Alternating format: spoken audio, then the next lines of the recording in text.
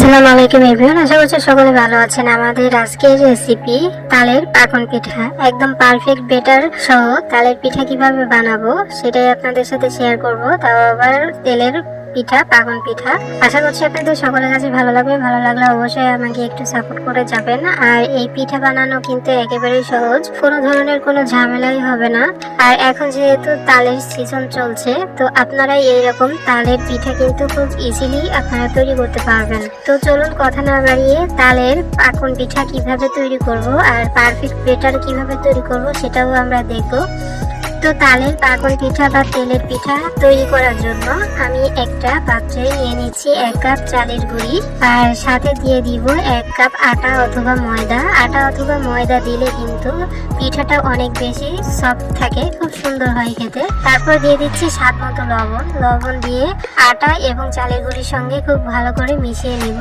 মেশানোর পর এখানে দিয়ে দিব যে কাপ মেপে আমি আটা এবং চালের গুঁড়ি নিয়েছিলাম সেই কাপেরই হাফ কাপ চিনি দিয়ে দিব। আপনারা চাইলে আরো কম বেশি করে দিতে পারেন, তবে আমি যা দিয়েছিলাম মিষ্টির পরিমাণটা একদম পারফেক্ট হয়েছিল। তারপর দিয়ে দিচ্ছি 1 কাপ তালের পিউরি। তারপরে দিয়ে দিব দুধ। এখানে দুধ অল্প অল্প করে দিয়ে তারপরে বেটারটা তৈরি করে নিতে হবে। লিকুইড দুধ আমি জাল করে ঠান্ডা করে নিয়েছিলাম, সেটা দিয়েই আমি এখানে বেটার তৈরি করে নিচ্ছি। তবে আপনারা চাইলে গুঁড়া দুধও কিন্তু ব্যবহার করতে পারবেন। এখন সমস্ত উপকরণ দেওয়ার পর এরকম খুব সুন্দর করে বেটার তৈরি করে নিতে হবে। আর দেখতেই পাচ্ছেন অনেকক্ষণ ধরে আর কি, এটা প্রায় 15-20 মিনিট ধরে খুব সুন্দর করে ফেটিয়ে নেবেন। আর দেখতে পাচ্ছেন কতটা ঘনত্ব থাকবে পিঠার বেটারটা।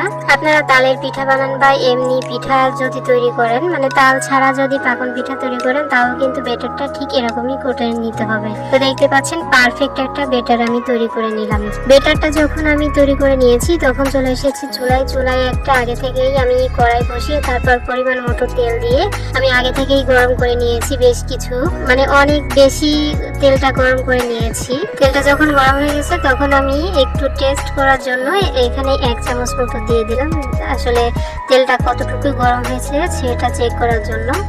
একটা পিঠা যখন হয়ে গেছে তখন আমি বাকি পিঠাগুলো তৈরি করে নিব। আর যাদের পিঠা গোল হয় না, এবড়ো থেবড়ো হয়ে যায়, তারা এরকম ছোট বাটি, একদম লেবেল যে বাটিগুলো পাওয়া যায়, অথবা বাটির মুখ, ছোট ছোট বাটির মুখগুলো পাওয়া যায় স্টিলের, সেই বাটি মুখগুলো আপনারা তেলের মধ্যে দিয়ে খুব সুন্দর করে গরম করে নেবেন। গরম করে নেওয়ার পর ওই বাটির মুখের উপর এরকম পিঠার বেটারটা দিলে কিন্তু প্রত্যেকটা পিঠা এক সাইজ হবে, এবড়ো থেবড়ো হবে না, দেখতে কিন্তু মাশাআল্লাহ অনেক সুন্দর লাগবে। আর দেখতে পাচ্ছেন পিঠা কিন্তু ফুলে একদম ডাবল হয়ে গেছে। প্রত্যেকটা পিঠা কিন্তু এরকম ফুলবে। তো পিঠার বেটার যদি আপনি পারফেক্ট ভাবে যদি তৈরি করতে না পারেন, তাহলে কিন্তু কোনো পিঠাই এরকম ভাবে ফুলবে না। তো অবশ্যই পারফেক্ট বেটারটা তৈরি করে নেবেন।